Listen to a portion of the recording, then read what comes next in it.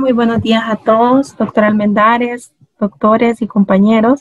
El día de hoy pues vamos a hablar de osteopatía metabólica, pues continuando con las alteraciones generalizadas de afectación ósea en pacientes usualmente crónicos.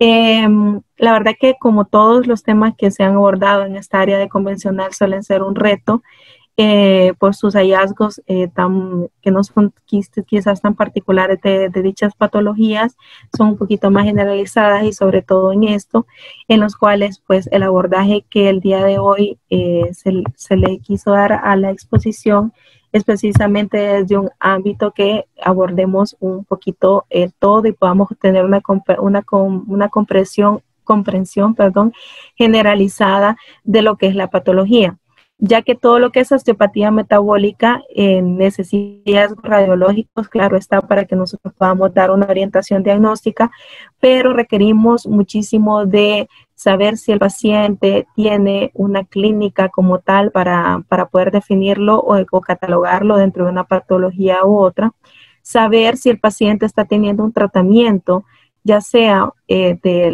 la enfermedad que pues nos están pidiendo detectar, pero también saber si el paciente tiene antecedentes patológicos en el cual esté usando tratamientos que nos provoquen una osteopatía metabólica, ya que también está íntimamente relacionado con alteraciones causadas secundarias a tratamientos.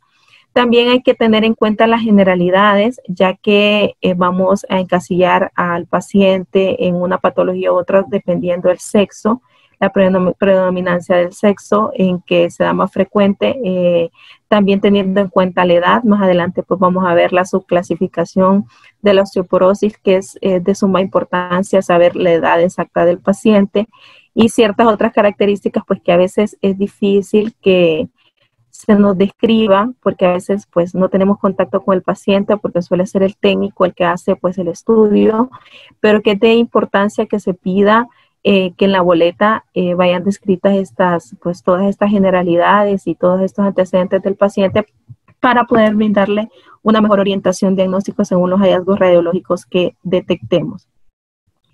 Hay que saber también cuál es la definición de una osteopatía como tal. Recordemos que tenemos otras alteraciones metabólicas como pues la exposición pasada que pues tuve la dicha de exponer, que fue de la artritis reumatoide. Entonces hay que saber la definición exacta pues de estas patologías que también son afectadas por la parte metabólica del cuerpo, y es una condición de fragilidad esquelética debido a una calidad anormal del hueso por falta de fijación de calcio. Y ahí está la palabra clave, ¿verdad? Que es una afectación de la fijación del calcio en el paciente. Son multifactoriales, pues las causas que nos pueden determinar que haya más captación o menos captación de calcio en el hueso, en el cual está íntimamente relacionado con la dieta, con los hábitos del paciente y con sus antecedentes personales patológicos y antecedentes familiares patológicos también. Hay estudios que demuestran que lo dividen con factores relacionados, por ejemplo, a pacientes que tienen una nutrición parenteral y pacientes que tienen pues ya una enfermedad de base que predispone, no está pues predispuesto tanto por su dieta. Entonces, por ejemplo, los factores no relacionados con factores nutricionales pues se deben a antecedentes familiares de osteoporosis, edad mayor de 65 años, es más predominante en el sexo femenino.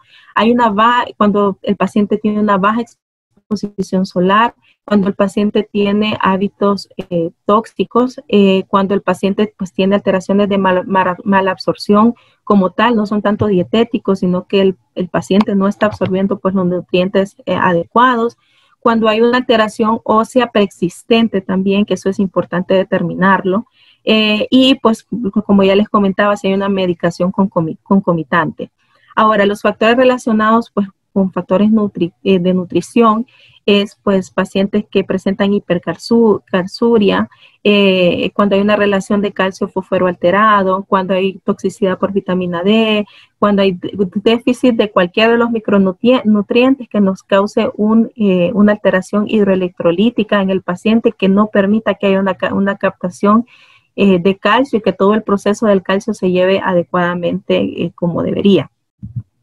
Y aquí es donde surgen pues estas preguntas que están determinadas en varios de los estudios que tuve que investigar para poder abordar esta clase, y estos son lo mínimo que debe de tener pues nuestra boleta para poder pues hacer un estudio adecuado. Tenemos que saber si el paciente es mayor de 60 años, si el paciente está teniendo alteraciones de peso, sí, bueno, los antecedentes, el tratamiento con glucocorticoides, que casi todos los pacientes que tienen alteraciones metabólicas, pues tienen algún tipo de tratamiento con glucocorticoides, al menos las patologías que vamos a mencionar el día de hoy.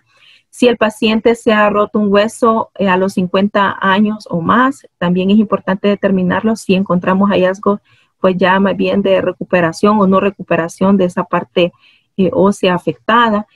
Si el paciente está teniendo disminución de su estatura, si tiene artritis reumatoide, porque tenemos que catalogar eso aparte porque son hallazgos radiológicos similares en algunos casos, y si está teniendo pues hábitos no deseados, como les había dicho.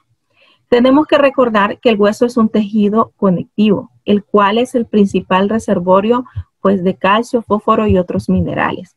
Cuando hay una alteración de esto, pues hay varias capas de él que se ven afectados. Por ejemplo, su actividad metabólica, que es una actividad constante. Cuando tenemos también una afectación vascular o cuando tenemos una afectación de su mineralización. Entonces, cuando tenemos una alteración de cualquiera de estos, pues es como un ciclo, se va viendo afectado uno u otro de ellos, siendo todo el hueso del tejido conectivo, todo el tejido conectivo del hueso, afectado en dichas patologías.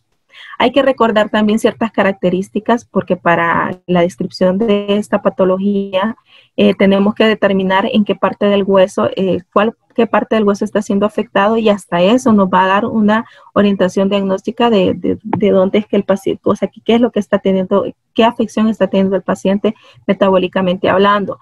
Hay que recordar que el hueso tiene una parte esponjosa, que tiene una parte compacta, que también está establecida en el hueso cortical, que el hueso tiene una membrana delgada que lo recubre, que tiene una íntima relación con los vasos sanguíneos, que el hueso también posee médula ósea y posee cavidad medular para esa médula ósea, y pues recordar que hay un cartílago epifisiario que suele ser más evidente en niños, como pues ya es de nuestro conocimiento, pero también pues tener a consideración esas áreas que ya establecidas en el adulto y donde están ubicadas esas partes que antes eran pues cartilaginosas. Hay un proceso fisiológico del hueso. ¿Por qué es importante determinar eso? Bueno, las investigaciones que nos conllevan a los hallazgos radiológicos que encontramos en el paciente tiene que ver mucho con la base molecular de las patologías de osteopatía metabólica. Por ejemplo, el hecho de que hay un ciclo común, que más adelante pues ya lo vamos a recalcar. Lo que me llama la atención de esta imagen es que sepamos que hay osteoclastos que van pues continuamente provocando erosión, que es una erosión fisiológica que va habiendo en el hueso, porque después los osteoblastos pues hacen una reparación de esa erosión y van produciendo, pues hay una producción de hueso, que eso es que se va renovando. Entonces, al haber una erosión, lo que hace el osteoclasto es liberar calcio al torrente sanguíneo, y el osteoblasto toma ese calcio del torrente sanguíneo para volverlo a compactar. Pues no está bien establecido por qué esto va sucediendo a lo largo de la vida, no está establecido también, o sea, claro que es por regeneración, pero no está establecido porque, por ejemplo, a los 35 años es el máximo de regeneración que puede tener un hueso, y que, como más adelante se lo voy a mencionar, hay algunos estudios que se basan por eso solo en pacientes de 35 años, y tenemos que tenerlo en cuenta también porque es un hallazgo radiológico de que si tenemos una paciente de 35 años con disminución de la densidad ósea marcada, algo muy malo está pasando, porque es más bien donde más pues está en su auge esa producción, y después de esa edad va disminuyendo. También da la particularidad de que va disminuyendo en igual proporción en hombres y en mujeres a esa edad, pero después de la menopausia, pues en las mujeres esto es un proceso mucho más acelerado que en el hombre. Entonces es importante que al menos estas generalidades tengamos en consideración. Este es el ciclo de remodelado, en el cual hay una fase de descanso, una fase resorsiva. Lo importante de estas fases, y que yo quiero hacer hincapié en esto, es que esas erosiones no suelen ser visibles, porque esto es un proceso que se lleva sumamente rápido, por decirlo así, en el cual hay degeneración, hay producción otra vez, o sea, se va haciendo bien seguido. Ya si nosotros vemos una erosión, no es que esté en una fase de inversión, por ejemplo, sino que lo que está pasando es que no hay una fase de formación adecuada. Entonces tenemos que tener a consideración eso en el ciclo. Pues lo de la historia clínica lo he repetido mucho. Esto es pues una pequeña reseña de lo que el clínico aborda antes de mandar pues al paciente con nosotros. Hay una analítica previa al paciente en el cual hay determinaciones plasmáticas de calcio, de fósforo, de magnesio, vitamina D y sobre todo de la hormona paratiroidea, que es la que está pues más relacionada con esta reabsorción o no, con esas alteraciones, y casi siempre es la que está ligada a alteraciones metabólicas. También pues se les hace calcio en orina en 24 horas y se les hace ciertos estudios que es importante que tengamos conocimiento de que se debe realizar antes de que pues llegue el paciente a hacerse otros estudios. Esta tabla no la voy a abordar, solo es pues para que vean que hay ciertos esquemas ya preestablecidos para el abordaje de estos pacientes. Esto, por ejemplo, es en los pacientes posmenopáusicas y pues ya hay procesos establecidos en los cuales nosotros nos vemos involucrados. Hay que hablar que hay dos tipos de presentación de la osteopatía metabólica, que para fines generales nosotros debemos usar el término de osteopenia. Esto siempre se ha dicho en todas las bibliografías. No podemos usar el término de osteoporosis en esta patología o de osteomalacia, ya que la única determinación, o sea, por medio de hallazgos radiológicos no podemos determinar de qué tipo de patología estamos hablando. No es como en otras enfermedades que quizás con hallazgos radiológicos podemos decir estamos en esta o en otra. Solo podemos determinar que hay una osteopenia en el paciente. ¿Cuál es la diferencia entre osteoporosis y osteomalacia? Que es la principal subdivisión o clasificación. En la osteoporosis hay una cantidad total de hueso disminuido, pero la matriz y el mineral óseo permanecen casi igual. Mientras que en la osteomalacia hay una disminución de la mineralización, o sea, una disminución también de la cantidad total de hueso, pero hay un aumento de la matriz. La osteomalacia tiene la característica de que la matriz se suele ver engrosada porque hay fijación pero inadecuada de ciertas partículas de calcio, lo que crea que no esté generando una mineralización y el hueso genera esa deformidad, como lo pueden ver en la imagen inferior, que el paciente va más bien creando deformidades y también son bien predispuestos a las fracturas. Pero es igual de poroso se vuelve igual que poroso que de la osteoporosis. Así que la única manera de poder determinar ante cuál de las dos estamos es por hallazgos histopatológicos de la membrana, exactamente de determinar si hay afectación de la matriz del hueso en ese momento. Y pues, por lo general, la osteoporosis podemos encontrarlo en cualquier etapa de la vida, pero principalmente en pacientes mayores de 70 años que van clínicamente llegando pues a hacerse el estudio con estas características de encorvamiento, de reducción del tamaño a lo largo de su vida por esa disminución de mineral óseo que se encuentra en su cuerpo, en sus huesos. Y la osteomalacia solemos encontrarlo, no es que no lo encontremos en adultos, pero suele encontrarse más en niños. En los niños, la osteomalacia en la parte clínica de pediatría lo denominan como raquitismo. Y pues tenemos que tener en consideración eso de las edades, pero no excluir de que un paciente adulto puede tener osteomalacia o que un niño pueda tener una osteoporosis juvenil idiopática, que es una de las subclasificaciones de la osteoporosis. Eso es lo que sucede macroscópicamente en la osteoporosis y eso es lo que más o menos, pues, porque vemos nosotros una disminución de la densidad en los hallazgos radiológicos, después de ser un hueso que sí tiene cierta porosidad, pero es un poco una porosidad más compacta y más reducida de tamaño, a tener esa porosidad tan grande y que vuelve al hueso frágil y le causa pues todas esas deformidades. La osteoporosis tiene una subclasificación en primarias y secundarias. La primaria se debe a una paciente que no tiene ningún antecedente patológico que pueda causar osteoporosis. Entonces, la división más que todo es por la edad. La podemos decir como osteoporosis idiopática juvenil en adolescentes o en etapa escolar. En la enfermedad del adulto joven, que es pacientes menores de 35 años, en pacientes posmenopáusicas, que son pacientes de 45 pero menores de 70 años, y la osteoporosis senil tipo 2, que ya es en pacientes mayores de 70 años y en las que solemos encontrar más frecuentemente esta patología. Hay que el subtipo secundario, si ustedes pueden ver esta tabla, pueden decir, uy, qué montón de enfermedades, pero la verdad es que este es un resumen de todas las enfermedades que nos pueden causar alteraciones, al menos aquí están las principales, perdón, ya sea por desórdenes genéticos o desórdenes endocrinos, gastrointestinales. Bueno, hace un resumen de las principales patologías que nos causan una alteración que nos va a conllevar a osteoporosis secundaria. Recordando que la osteomalacia, pues como les decía yo, es lo que se ve, pues la principal diferencia es a nivel de la membrana, de la matriz celular del hueso, y pues está íntimamente relacionada con déficit de vitamina D, con alteraciones adquiridas del metabolismo del fósforo, con alteraciones hereditarias de ese mismo componente o otras causas que ya son en menor grado, y pues, pero principalmente con esas 3 alteraciones se ve involucrado. Hay múltiples métodos diagnósticos, o sea, casi todos nuestros métodos diagnósticos están involucrados en los hallazgos que podemos hacer en este paciente. La principal pues se encuentra en la densitometría ósea.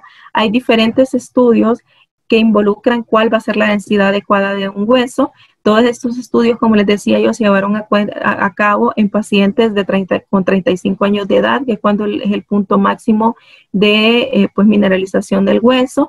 Hay un score de T y un score Z que tienen 2 diferentes rangos, pero no vamos a adentrarnos a ellos, solo es importante conocerlo, que casi siempre pues lo envían a primero a hacerse una densitometría, las envían cuando ya se detecta la enfermedad a hacerse una densitometría ósea.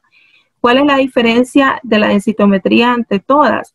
Que la densitometría tiene una capacidad cuantitativa, o sea, tiene la capacidad de decirnos cuánto está afectado este hueso, mientras que con el resto de estudios que nosotros vamos a hacer, los que están a nuestro cargo de estudios radiológicos, vamos a hacer descripciones cualitativas de qué es lo que está pasando en los hallazgos, ¿verdad?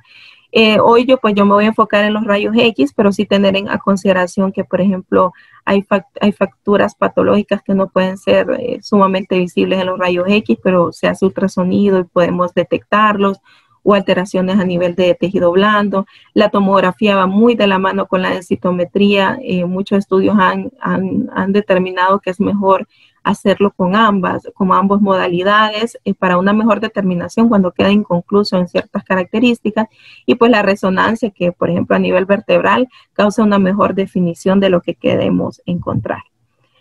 ¿Cuál es la técnica pues que debemos utilizar? Esta es una técnica, los factores técnicos generales de cualquiera de los estudios que nosotros realicemos. Estas son cosas importantes que nos van a ayudar o nos van a complicar una orientación diagnóstica. ¿Qué nos va a ayudar? Una adecuada colocación del paciente, un análisis de la imagen, o sea, que tengamos una imagen que pueda, o sea, decir, esta imagen nos es útil para buscar lo que yo quiero interpretar, y pues esa interpretación de resultados adecuados.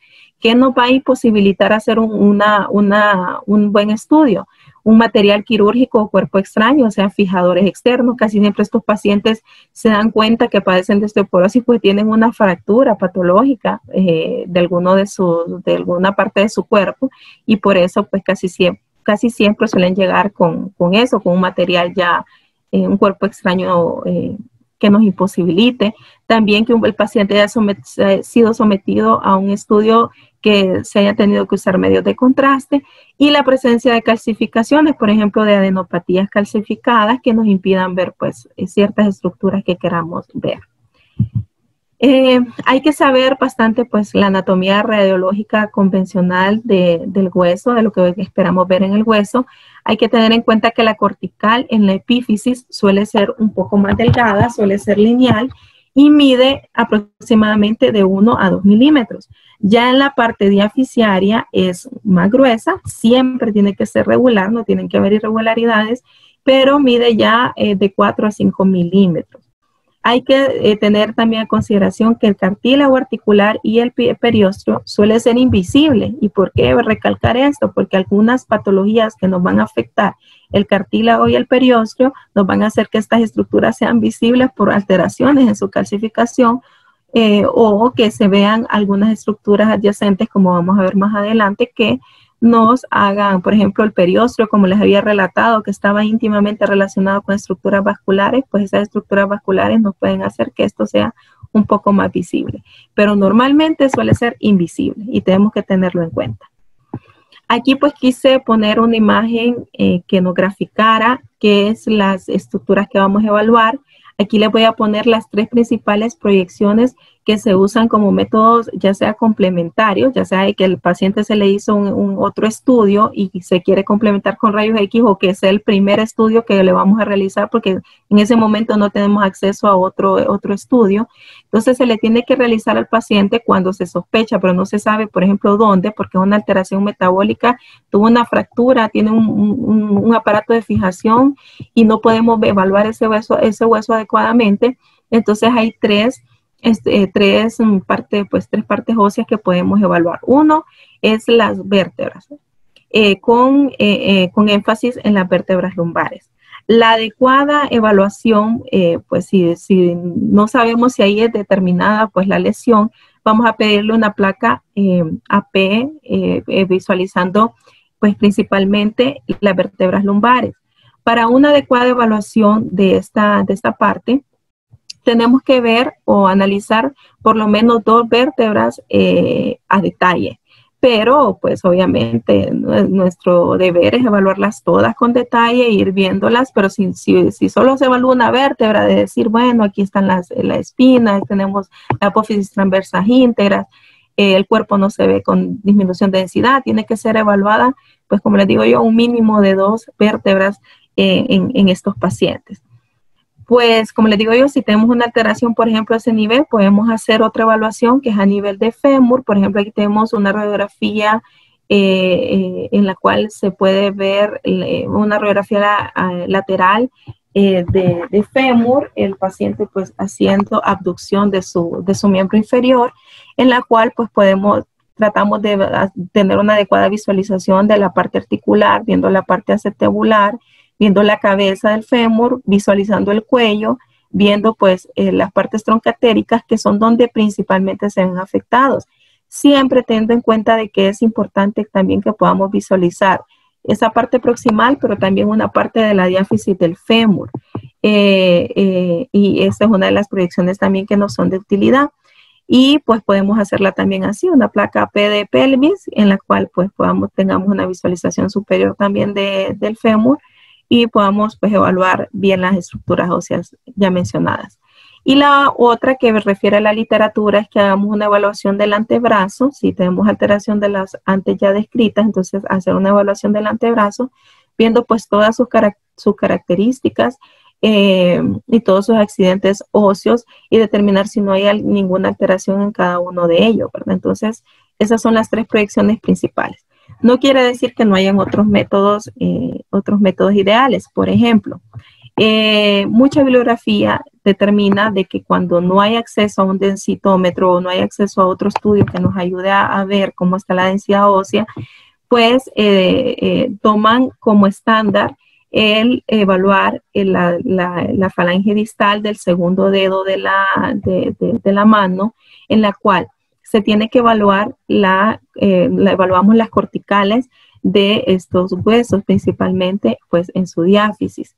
en las cuales, pues aquí, así a grosso modo, pues podemos ver a su lado izquierdo de la pantalla una cortical íntegra que no está teniendo alteraciones, que cualitativamente podemos decir de que no tiene menos de 1/3 de afectación de su cortical, porque eso es como el estándar que se toma.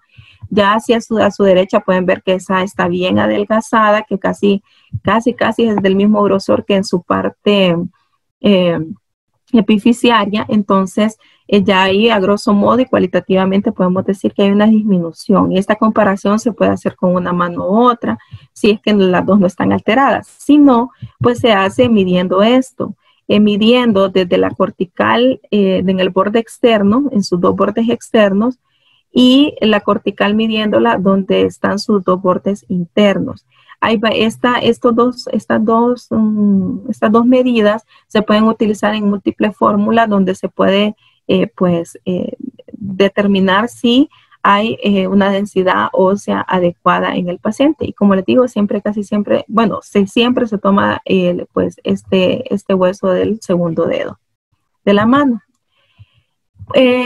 O podemos verlas así con estas osteoporosis agresivas, que más bien es sumamente difícil medir cuánto tiene milímetros de corteza, pues prácticamente ya está perdida esa corteza, que aquí pues no hay duda alguna de que hay una afectación de la mineralización ósea. Ahora pues hay que tomar ciertas determinaciones que más adelante vamos a ver al momento pues de tener estos hallazgos. Otra cosa que es importante que tengamos en cuenta son diagnósticos diferenciales, ¿verdad? Que pueden ser alteraciones bien metabólicas, pero también recordemos que uno de los principales diagnósticos diferenciales son las patologías malignas óseas, que pues ya se abordaron en otra clase, no voy a abundar en eso, pero sí recordar los patrones que nos orientan a benignidad.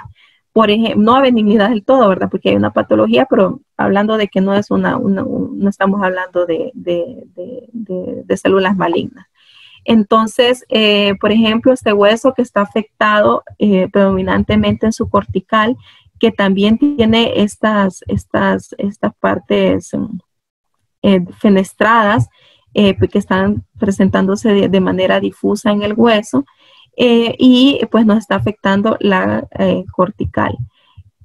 A diferencia de este hueso, no sé si miramos la diferencia con uno del otro, de que aquí está conservada la cortical con esas áreas fenestradas en el interior del hueso. Este paciente fue biopsiado y fue detectado con un mieloma múltiple, o sea, fue algo maligno, y está más afectada pues la parte esponjosa, o la parte donde debería pues anatómicamente ir la médula, y va afectando pues predominantemente el interior del hueso, no su cortical. Entonces son diferencias importantes a tomar en cuenta. Y ese patrón es conocido como permeativo. Entonces, hay ciertas patologías que nos pueden dar un patrón pseudopermeativo. Por ejemplo, los hemangiomas. Este paciente pues se miraba como áreas fenestradas. Recordemos, aquí es donde les decía la importancia de saber que el periósteo está íntimamente relacionado con estructuras vasculares. Entonces, este paciente tenía hemangioma en su miembro inferior. Se pensó que pues había alguna alteración, ya sea osteoporótica o de otro origen. Se biopsió. El paciente tuvo un sangrado exagerado al momento de biopsiarse, según pues la literatura y los artículos consultados para este tema. Y después, al hacer el estudio histopatológico, se determinó que pues era afectación de los vasos que rodean el periósteo, que lo hacían ser visible, cuando usualmente no suele ser visible. Y pues otras alteraciones dadas por radiación, en la cual está afectado también, se ve afectado el periósteo, que lo hace ser un poco más visible, y nos da este patrón pues fenestrado, ese patrón con estos agujeritos, que son pseudopatrones de eso, ¿verdad? De esa variedad en hallazgo radiológico. Hablemos un poquito de osteomalacia. Recordemos que no hay diferencia radiológica entre osteoporosis y osteomalacia, pero sí hay ciertas características, por ejemplo, al inicio de la patología, que nos pueden dar una orientación también, ¿verdad? Pero no podemos decirlo definitivamente. Entonces, por ejemplo, en este paciente que es detectado histológicamente como osteomalacia, en el cual se observaba una disrupción de su cortical presentando una parte que simulaba fractura. Entonces, pues sí, el paciente tenía una fractura que más bien estaba en esa parte de cicatrización, en la cual más bien lo que se hacía es que depositaba el calcio, como íbamos mencionando, pero lo deposita en su matriz, no hay nunca mineralización, no hay nunca osificación de este hueso.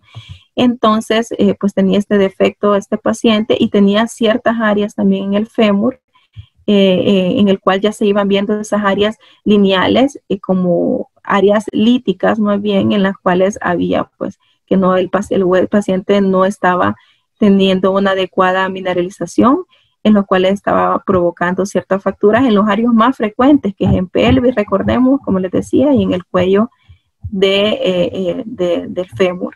Entonces, la importancia pues de realizar estas placas AP y poder hacer una evaluación global, no solo de pelvis, sino de lo que habíamos dicho, la parte proximal del hueso del fémur.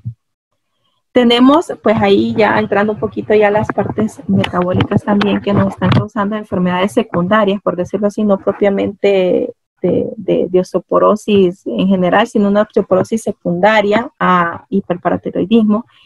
Es importante tomar en cuenta porque está íntimamente relacionada con esa reabsorción de calcio en el hueso, ¿verdad? Al verse afectada la hormona paratiroidea, pues hay una afectación definitivamente de ellos. Hay ciertos signos radiológicos que da esta patología, en las cuales hay un adelgazamiento de la cortical, si ustedes lo pueden ver en las falanges medias, cómo se visualiza en esta placa AP de mano, en la cual, PA, en la cual se visualiza pues el adelgazamiento de la cortical, pero tiene la particularidad de que hay lesiones líticas que se vuelven expansivas en el hueso del paciente, que le va causando deformidad, y este es conocido como tumores pardos, en los cuales van siempre de adentro hacia afuera, o sea, se vuelve una lesión quística, como de características quísticas, ¿verdad? Expansivas, en las cuales pues este paciente tiene que ser estudiado, tiene que ser biopsiado, y también pues se puede tomar una determinación desde los estudios laboratoriales de este paciente, va para la orientación diagnóstica de saber ante qué nos encontramos. También tiene otro signo que es el de la camiseta de rugby, así es denominado, en los cuales pues las camisetas de rugby tienen estos patrones lineales, son unas franjas negras y blancas, ¿verdad? En las cuales hay una osteopenia a nivel central de la vértebra con cierta preservación, ¿va? Porque siempre está disminuida, siempre hay cierto índice de osteopenia en las vértebras, pero que va también causando cierta deformidad en ellas, va dándoles un aspecto bicóncavo, y pues este es otro de los signos radiológicos de hiperparatiroidismo. Hay pseudo hipoparatiroidismo, en los cuales lo que encontramos siempre es pues un adelgazamiento de la cortical, hay pues esas lesiones líticas expansivas, pero hay alteraciones que son diagnósticos diferenciales de enfermedades genéticas en niños y adolescentes, en los cuales tienen esta característica, que son dedos sumamente cortos. Unos pueden ser pues casi de tamaño normal, pero tiene esa particularidad. Casi siempre los afectados son el quinto dedo de la mano, miren, y el quinto dedo del pie, tiene esa particularidad. Entonces, pues estos hallazgos son compatibles con pseudohipoparatiroidismo. En otra alteración que ya tiene que ver pues con la afectación de la glándula hipófisis, en la cual pues tenemos pacientes con acromegalia, en los cuales lo que hay es un engrosamiento difuso de la calota. La podemos ver mucho más engrosada que en lo que se ve en un paciente que no padece de acromegalia. Hay un ensanchamiento de todo lo que son senos paranasales y etmoides, y también hay un agrandamiento de lo que es la ciaturca, obviamente porque hay un aumento de tamaño usualmente en estos pacientes. También tienen otra característica, que la parte distal de sus huesos, aquí podemos verlo en las falange distal, en la falange media, en su porción distal, pues tienen a ser más anchos, que en su parte proximal, y es otra de las características radiológicas que podemos encontrar. Otra de las características es aquí en comparación, ¿verdad? Con un paciente que no padece acromegalia, es también la alteración en la longitud de la mandíbula del maxilar inferior, la cual se vuelve, el crecimiento se vuelve mucho más largo del usual, causándole esta deformidad del paciente. Podemos visualizar también pues el aumento de tamaño, como les decía, de los diferentes senos paranasales del paciente, y pues aquí no es evidente, pero obviamente pues el agrandamiento de lo que es la silla turca. Hay ciertas patologías que están de osteopatía metabólica que están más relacionados con el periósteo. Ya no tanto con la parte vascular, como les decía, sino que precisamente con el periósteo. Y suelen ser que en nuestros informes tenemos que describirlo como una afectación, ya sea continua o una alteración interrumpida, ya que estas características también dan una alteración, una cierta orientación a qué alteración metabólica está teniendo el paciente. Usualmente, y la más frecuente, es esta alteración ondulante, en la cual pues el periósteo va perdiendo su anatomía regular y se va volviendo así ondulante. Ahí están ciertas características compactadas que son difíciles de diferenciar de la corteza, pero sí hay que tener un buen ojo e ir educándolo al ver la alteración a este nivel. Pueden tener pues alteraciones de características sólidas.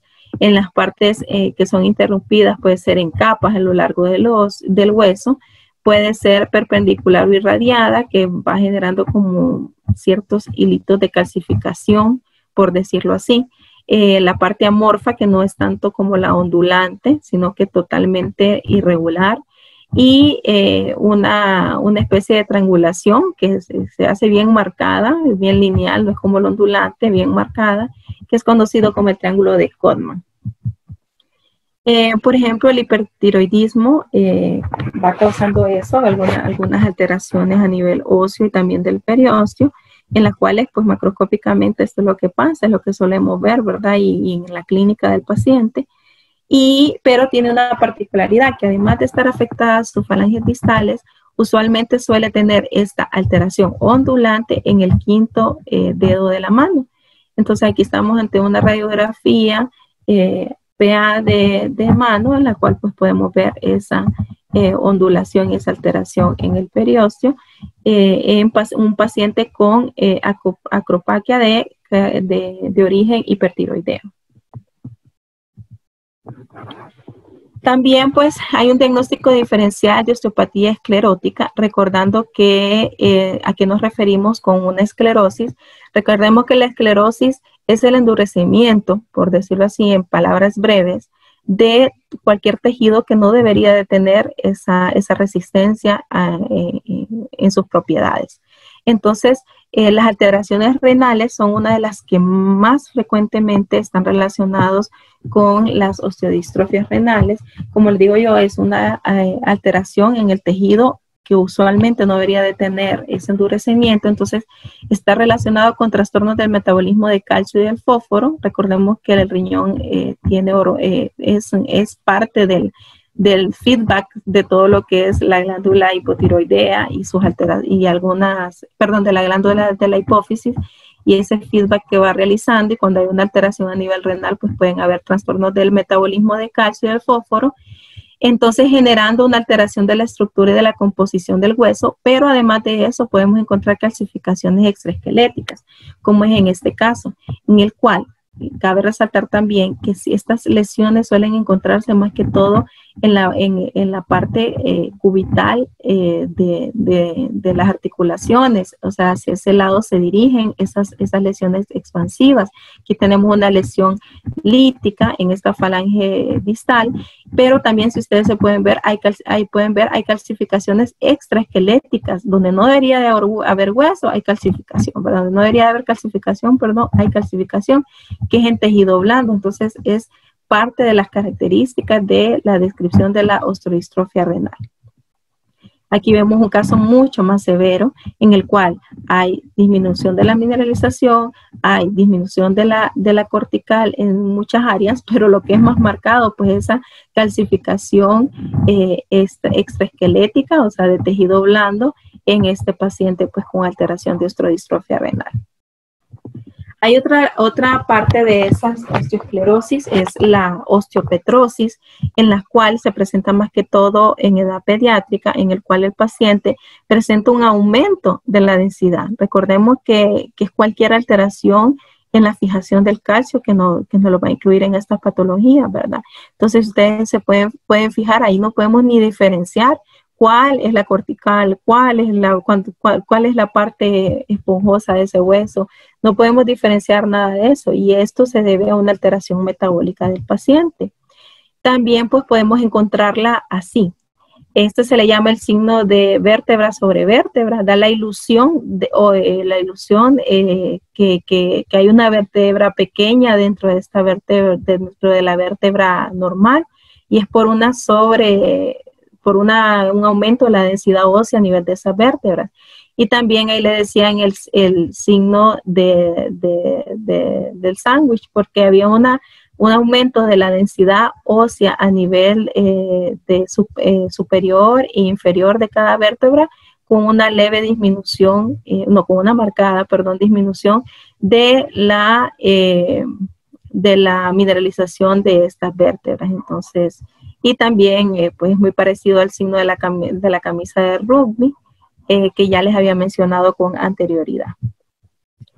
Ahora otra de las enfermedades es la enfermedad de Payet, que también tiene varias etapas por las cuales ella cursa. Tiene una primera etapa que es una fase lítica. Puede tener otra etapa que es la fase esclerótica, que cuando hay engrosamiento, pues miren, hay engrosamiento del tejido perióstico, la parte lítica, y puede ser mixto, o sea, poder encontrar lisis y poder encontrar esclerosis dentro del hueso, y eso es particular de la enfermedad de Payet. Aquí tenemos otro ejemplo de la enfermedad de Payet, en la cual ahí menciona la literatura que es uno de los sitios los cuales más frecuentemente se encuentran, que es cuando hay una afectación de la sínfisis del pubis y de su anatomía normal, en el cual el paciente presenta dolor, en el cual se le hacen pues sus múltiples estudios y se halla esta disminución de la mineralización de los huesos de la pelvis, pero sobre todo en los huesos adyacentes a la sínfisis del pubis. Ahora, otra de las cosas que tenemos que tener de conocimiento, porque va a ser como de los principales diagnósticos diferenciales que nos pueden solicitar hacer, porque llega un paciente con una fractura patológica, o sea que no tuvo un trauma o no tuvo una infección que lo llevó a que ese hueso tuviera una afectación como para presentar una fractura. Entonces nos llega para hacer un diagnóstico diferencial o una orientación diagnóstica de si estamos ante algo maligno o estamos ante una disminución de la densidad o cualquiera de las alteraciones que nos cause pues la osteopatía. El 20 a 30% de los pacientes que tienen osteoporosis o tienen cualquier tipo de osteopenia de cualquiera de las enfermedades que ya mencioné, va a presentar fracturas. Más del 70% de los casos son asintomáticas. Como les mencionaba, esas son fracturas bien pequeñas. Son sintomáticas cuando ya afectan la deambulación del paciente, que les causa dolor, que les causa incapacidad de llevar una vida normal. Las vértebras más afectadas son T8 y T9. Y pues vamos a hablar principalmente, porque ya en la parte de trauma, pues ya se abordó cómo vamos a evaluar las fracturas. No es algo que vamos a adentrarnos mucho, pero sí conocer al menos dos de los métodos de la fractura donde es más frecuente, que es en las vértebras, porque si ustedes se fijan en la osteoporosis tipo 2, que es la senil, pues el paciente va presentando ese encorvamiento y esa alteración en su morfología de vértebra porque es la principalmente afectada. Y la otra es pues la parte de la pelvis, que es cuando les causa incapacidad en la deambulación y pues tienen esas fracturas patológicas que llegan pues a nuestras manos esos casos. Entonces, ¿qué? Hay que hacernos dos preguntas y hay que tenerlas bien en claro. ¿existe fractura en ese hueso? Determinar si es solo dolor, si es otra alteración de las metabólicas que ya mencionamos o si verdaderamente existe fractura en ese hueso. Y otra cosa es determinar el origen de esa fractura, que ahí necesitamos bastante la ayuda de la parte clínica y su evaluación, al determinar que este paciente, por ejemplo, no tenga algo de origen infeccioso, ¿verdad? Y que le está causando eso, como les mencionaba anteriormente.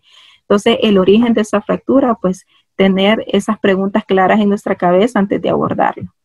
Hay diferentes técnicas en todos los huesos que pues podemos abordar, pero por lo general siempre vamos a pedir de todas las estructuras óseas que sea posible una AP de ese hueso, una lateral y un oblicuo. En esta parte de las vértebras, por ejemplo, es de suma importancia porque vamos a evaluar de una manera más adecuada, por ejemplo, las prominencias vertebrales, los cuerpos vertebrales, las espinas, las apófisis transversas. Entonces, mínimo tenemos que tener una proyección AP de la estructura vertebral que queremos ver, en este caso de las cervicales. Tenemos que tener una lateral y una oblicua para pues tener una mejor determinación de esa estructura. Y esto lo vamos a hacer en cualquier parte de nuestro cuerpo que sea, del cuerpo del paciente, perdón, que sea necesario para poder hacer una evaluación adecuada. Esta imagen me gustó mucho porque englobaba dos cosas que tenemos que determinar. Una, qué grado de fractura o qué grado de alteración tiene la vértebra que estamos evaluando. Y pues se divide en 3 grados. Hay un grado agregado que no está aquí, que es el grado indeterminado, en el cual pues se le denomina el grado 0.5 porque no llega, porque ustedes pues nos podemos poner a pensar qué pasa cuando solo hay una afectación, por ejemplo, del 10% de la vértebra. Entonces, ¿dónde lo vamos a determinar? Entonces, en la nueva clasificación pues está agregada la parte indeterminada, o sea que hay un grado 0.5. Entonces, ya teniendo en cuenta eso, con nosotros, ¿cómo vamos a hacer eso? Vamos a buscar una vértebra que sea similar, de características óseas similares a la que estamos evaluando, ¿verdad? Porque es difícil evaluar una cervical con una lumbar o algo así, ¿verdad? Pero tenemos que buscar la que esté más similar, que tenga, pues no tenga alteración y pues, o la que esté menos afectada y pues compararla con la que esté más afectada y determinar cuánto pues, del porcentaje es que está afectada. Hay una particularidad. Por ejemplo, si está afectado al 20-25% de la vértebra, tenemos que determinar si es un acuñamiento anterior, o sea, la parte anterior de la vértebra es la que está teniendo la afectación. Si hay una fractura bicóncava, o sea, que está causando alteración a nivel central, tanto proximal como distal, o si hay un acuñamiento posterior, que es en la parte ya, pues, valga la redundancia, posterior de esta vértebra. Y entonces tenemos que describir en nuestros informes esto. ¿Cuál de estas 3 características es y qué grado está afectado comparado a otras vértebras que se encuentren en mejor estado en su mineralización y en todo sentido? Hay ciertos hallazgos morfológicos que tenemos que detectar en esa fractura también y los pongo aquí aparte y los resalto porque tenemos que también establecerlos en los informes. Hay que describir si hay una presencia de deformidad en la placa terminal, si hay algún abultamiento cortical, si hay una pérdida del paralelismo entre las placas terminales y ver si hay una pérdida de la continuidad de la morfología de esa vértebra. Entonces, esas son cosas que también deben ir descritos en nuestros informes. Entonces, aquí vemos un ejemplo, por ejemplo, valga la redundancia, en un paciente en el cual se evaluaron sus vértebras torácicas en una visualización lateral de ellas, en la cual se ve una fractura por acuñamiento anterior, o sea, hay una disminución de la longitud anterosuperior anterosuperior y superoinferior de la vértebra. Entonces, esta es una fractura en acuñamiento anterior. Cuando estamos hablando de fracturas traumáticas, que ya creo que eso ya se describió muy bien, pues es más que todo por aplastamiento que vemos eso. En estos casos es porque hay una pérdida de la mineralización ósea que nos está causando pues que el mismo peso del paciente, que no es algo que debería de alterar la vértebra, lo esté alterando. Aquí vemos una alteración bicóncava de una vértebra torácica también. Y pues ahora sí abordaremos las fracturas de cadera, que es la otra más frecuente que se da. Hay una clasificación de Gardner que no es tanto, sí tiene que ver con el porcentaje de fractura, pero es un poquito más macroscópico que la anterior, ¿verdad? Que es en la cual se mide. Este también, pero es más sobre sus características del área de afectación. Está pues clasificada en estos 5 subtipos, en los cuales puede haber solo una fractura lineal o pues un desprendimiento total de la cabeza del fémur. Y pues algo importante de conocer es la técnica, pues es algo que los técnicos ya saben, pero que siempre tenemos que tener el cuidado de decirlo, que si van a hacer una proyección lateral de este miembro afectado, tiene que ser en esta posición, haciendo abducción del muslo, abducción obviamente externa del muslo, no hacerlo en otra posición radiológica que según la bibliografía consultada se le llamaba como en cuclillas o como en forma de rana, pero no debe hacerse así por la fractura que el paciente tiene, porque podemos agravar esa fractura. Entonces, tener en cuenta esa determinación técnica, ¿verdad? Y pues aquí podemos visualizar una fractura patológica en un paciente en el cual tenía pues una marcada disminución de la mineralización ósea con un adelgazamiento de su cortical, y en el cual presenta otros signos de que padece de signos de calcificación aumentada, en el cual pues en la vejiga tenía esta calcificación marcada. Entonces este paciente estaba teniendo una alteración metabólica que le causaba una osteopatía metabólica, o sea, dentro de ella es osteoporosis, y que le causó una fractura a nivel del fémur. Esa fue la bibliografía abordada. La verdad que es un tema bien largo. Quise como abordarlo desde el punto de vista cuáles son los hallazgos más frecuentes, la técnica ideal para usarlo y la parte clínica, que es importantísima de saber en sus clasificaciones. Y muchas gracias. Estoy atento a sus observaciones.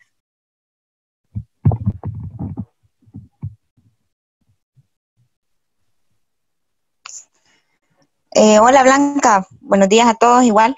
Sí, realmente es un tema largo, pero si usted se fija, es como integración de muchos factores, ¿verdad? Tenemos que tener en cuenta datos clínicos, incluso algunos laboratoriales, si el paciente es nefrópata, cuánto tiene de paratormonas y cosas en general. Solo nada más quiero agregar 2 comentarios. En el primero es que el Seguro Social sí tiene el dispositivo para hacer densitometrías óseas. Ahí cuando tengan chance, está en el segundo piso, a la par de, bueno, de hecho en la entrada de la consulta de urología, ahí hay un pequeño espacio que es de radiología, y ahí se hacen las densitometrías óseas, se toman 2 proyecciones, una de la columna lumbar y otra de la cabeza femoral, y el software de forma automática y utilizando las curvas diagnostica o no. O sea, realmente por eso a veces ni sabemos que existe, porque el técnico hace el estudio y el software le da el diagnóstico, lo imprime y el paciente se lo lleva ya de una vez al médico tratante. Pero sí es bueno que lo conozcamos, incluso si ustedes se dan cuenta que se va a hacer alguna, acompañar al técnico para que sepan cómo se posiciona y cómo funciona el aparato. Y el otro comentario, que a veces también nosotros nos estamos como mal acostumbrados desde pregrado, es que todas las fracturas son patológicas, ¿verdad? No hay ninguna fractura que sea fisiológica. Entonces lo correcto es utilizar el término que si la fractura es patológica por osteoporosis o por, si no queremos decir osteoporosis, por disminución de la densidad ósea, o si la fractura es patológica porque es de origen tumoral o metastásico. Entonces lo ideal siempre es mejor ponerle el apellido, porque ninguna fractura es fisiológica, todas las fracturas son patológicas. Esos 2 comentarios nada más, Blanca. Muchas gracias por la clase. Muchas gracias, doctora. Hola Blanca, buen día. Soy Luis Betancourt, presidente de segundo año. Buena la clase. Solo también quiero agregar unas cosas con respecto a la presentación. Al inicio usted puso un montón de causas, ¿verdad? Sobre la osteopenia, que puede ser primaria o secundaria, como lo mencionó, y puso un montón de cosas, bueno, de teologías, pero a veces es bien complicado y la literatura lo menciona, de que no hay diferencias por radiología y por eso las engloba en un solo término, de osteopenia. Es indistinguible de osteoporosis y de osteomalacia y mucho menos va a ir a determinar una causa como tal, ¿verdad? Ese ya va a ser trabajo del clínico. Antes también menciona la literatura de que se hacían series óseas metabólicas para buscar alteraciones, pero actualmente eso ya no se hace. Y lo que sí resulta de utilidad, así como usted en el transcurso de la clase puso varias imágenes de la mano, es hacer eso, una radiografía de mano, porque es donde generalmente se van a manifestar esta patología y es el lugar donde que se utiliza para hacer un diagnóstico más acertado de osteopenia en el segundo metacarpiano. Hay que ponerle, decir exactamente qué hueso es, el segundo metacarpiano. Y ellos mencionan esa relación, ¿verdad? De que puede estar hasta un cuarto en relación a, la cortical va a abarcar un cuarto en relación al diámetro del hueso. No sé exactamente, no sé exactamente en qué mano se realiza, si es en la derecha o es en la izquierda, porque me imagino que ha de haber variación con respecto a lo de las manos. No sé si usted leyó algo respecto a eso. Y pues, debido al metabolismo del calcio, aquí también podemos tener otro tipo de alteraciones, ya sea en hiperparatiroidismo o en la osteodistrofia renal que también mencionó, debido a la alteración del mismo metabolismo del calcio que va a causar un hiperparatiroidismo secundario, la cual va a causar una resorción del hueso subperióstico en la cara radial de las falanges. Y esto pues ellos lo toman como un dato indicativo de que estamos ante eso, pues bien a una osteodistrofia renal. Y también la otra patología, el hiperparatiroidismo, esta que generalmente va a causar una reacción perióstica en la región cubital del quinto metacarpiano. Entonces yo creo que esos así como que tips en la radiografía de mano nos pueden orientar hacia el diagnóstico del paciente, en especial cuando ya son característicos de estas patologías como tal. Muchas gracias, Blanca. Muchas gracias, doctor. Con respecto a su pregunta de qué mano se realiza, perdón, se realiza en la mano no dominante, porque es la que puede presentar menos alteraciones. Entonces, en esa mano es que se debe realizar el estudio. Se me olvidó comentarlo, tiene razón, y es algo que se le tiene que decir, por ejemplo, al técnico al momento de que realice con esta finalidad diagnóstica. ¿Va? Si queremos saber esto, tenemos que decirle, no, en la mano no dominante necesito el estudio. Entonces, sí es bueno saber eso. Gracias, doctor. Hola Blanca, buen día, ¿me escucha? Sí, doctor. Buen día. Sí, le escuchamos. Hola a todos, habla Edgar. Únicamente quiero mencionar que así como lo mencionó la doctora Claudia, esta herramienta de la densitometría ósea muchas veces es desconocida por lo que nos decía la doctora, que prácticamente el equipo es capaz de dar una conclusión bien sólida respecto a la densidad ósea. Y de acuerdo a los datos estadísticos que incluye el software, lo enmarca al paciente en una categoría. Entonces, lo que quería mencionar yo era respecto a los dos tipos de análisis que puede aplicar esta técnica, que es el Z, la prueba Z o la prueba T. Esto va a depender de a qué está comparando el software los datos recogidos del paciente. En aquellos casos que utilice el score Z, lo que está comparando es los datos del paciente versus una población que es sana, debería ser de la misma raza y sexo. Entonces, y cuando usa el score T, lo está comparando contra una población, pero joven, no de la misma edad del paciente. Entonces ahí el equipo lo hace automático. Sin embargo, a mí me gustaría investigar, y lo menciono para ver si alguno de mis compañeros también le interesa, es saber de dónde vienen estos datos, porque como son equipos fabricados en el extranjero, probablemente sean de poblaciones distintas a las nuestras. Y también mencionar que los sitios de interés son, como lo mencionó Blanca en la exposición, el cuello del fémur principalmente, la columna lumbar desde L1 hasta L4 y el antebrazo, principalmente el tercio distal del radio, porque ahí es donde inicialmente se ven las alteraciones. Se dice que el fémur y la columna son suficientes para dar un diagnóstico, sin embargo el antebrazo lo utilizan cuando una de las dos anteriores no son aptas, ya sea por cirugía, por algún trauma, por una fractura, por material de osteosíntesis. Ese tipo de cosas hacen que sean zonas no valorables, y entonces ahí se vuelve importante el antebrazo. Y así como lo dijo Blanca, respondiendo a la pregunta de Luis, yo también leí que se utiliza el miembro superior no dominante, porque el miembro que domina, al ser el que uno más emplea en actividades, tiende a tener un poquito de diferencias en cuanto a la densidad por la adaptación del hueso al estrés. Nada más. Muchas gracias. Hola Blanca, habla Digna, hola a todos. Muy bonita su clase, la felicito. Y solamente quería agregar algo. Cuando tratamiento, usted la presentó excelente, y sí, lo que me llamaba mucho la atención es cuando es el aspecto bicóncavo. Casualmente, cuando uno ve ese aspecto bicóncavo en una sola vértebra y en un paciente joven, uno lo puede asociar en caso de este tipo de fracturas. Pero si usted ve esa forma de pescadito bicóncavo en un paciente mayor o una mujer mayor, y lo ve esos cambios en todas las vértebras, entonces ya eso uno ya no lo debe considerar que es algo más sistémico, más metabólico.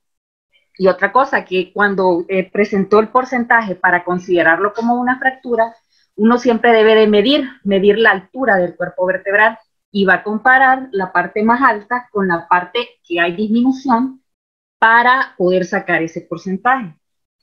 Y otra cosa, con respecto a lo de los métodos diagnósticos, sí, pues vemos que de entrada está la densitometría ósea, pero también la tomografía, hay software que algunos tomógrafos los tienen, que se puede utilizar la tomografía cuantitativa central, y es bastante parecido a lo que Edgar refería de la densitometría, que miden un eje Y y un eje Z, y bueno, hacen las comparaciones y miden la densidad ósea, y consecuentemente pues dan algún resultado en relación a poblaciones ya descritas y la densidad ósea que tiene ese paciente. Generalmente cuando hacen esa tomografía la hacen con columna vertebral, hacen esa comparación. Y también hay tomografía computada periférica de alta resolución, que esas sí ya hacen inclusive hasta reconstrucciones de la trabécula ósea, y se pueden ver las reconstrucciones.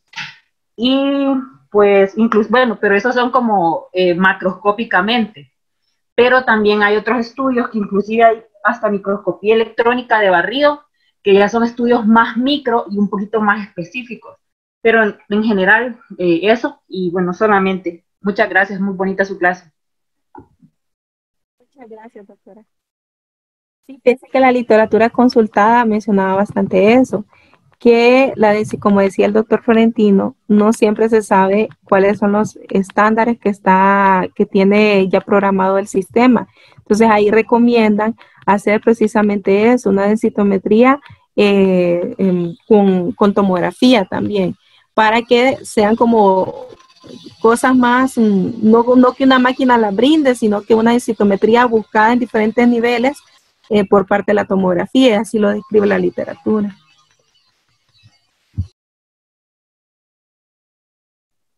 Lo más seguro, igual que lo que hablamos de variedad ósea, que estos parámetros lo toman de gente anglosajona, sana, de extracto medio y alto.